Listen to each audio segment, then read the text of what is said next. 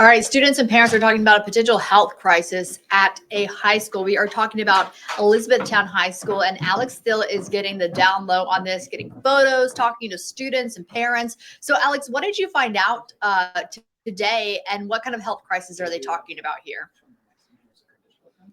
Two seniors from Elizabethtown High School today, one on camera, which you'll see later this evening, who tell me that mold is a problem. They tell me that sewage problem, and they shared pictures with me of that sewage leaking out of the floors in the bathroom. Also, one of the water fountains has a drink biohazard. They also said that there were issues of crickets, and one of the parents of a student I spoke with saw bats last week. So you're looking at photos right now of some of that health and safety concerns there. That's the sewage in the middle of the floor there.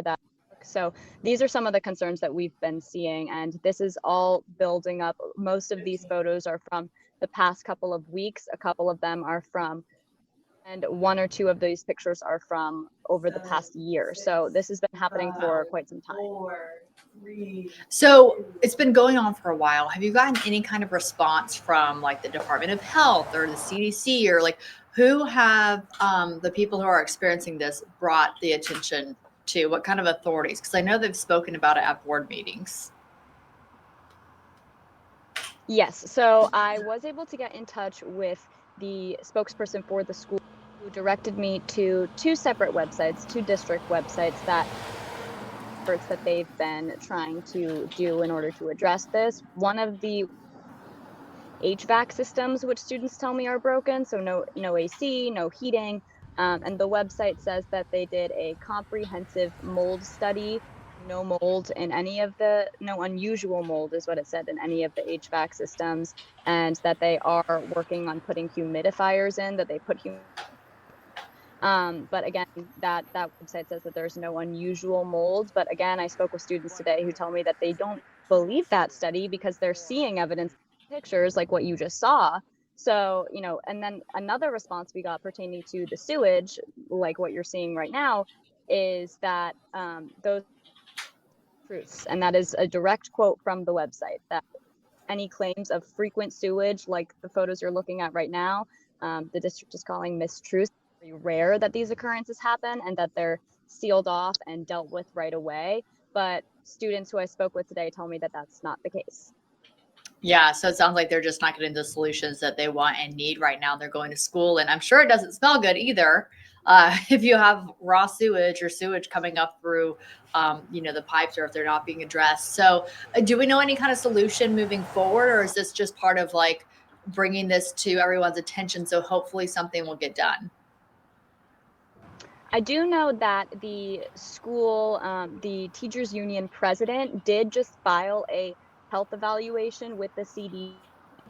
And I was able to get in touch with the Department of Health today, who tell me, the Pennsylvania, that they are working on this. They would fix as to what that means, but they are working on it. So it'll be interesting to follow up with that and see what specifically that means, what things are being looked at.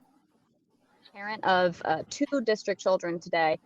She has an 11th grader and a 4th grader, and she tells me she's incredibly concerned about this, sending her kids there, safety hazard, and she thinks it's a distraction to these children's education and their learning environment. And that was another problem that was echoed by the senior I spoke with.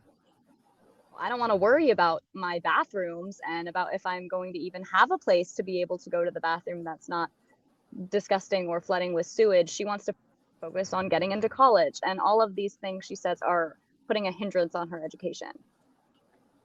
Yeah, certainly they're worried about it disrupting their environment, and they want, kids should be able to go to school with a pleasant work environment, be able to study and learn without disruptions. It sounds like, though, this is probably a wider scale problem than just one issue, that it might be larger encompassing, which is why these bigger organizations are getting involved. Anything else that you want to add that we didn't talk about as you learn more about this story and just figure out, what's going on and what the next steps are?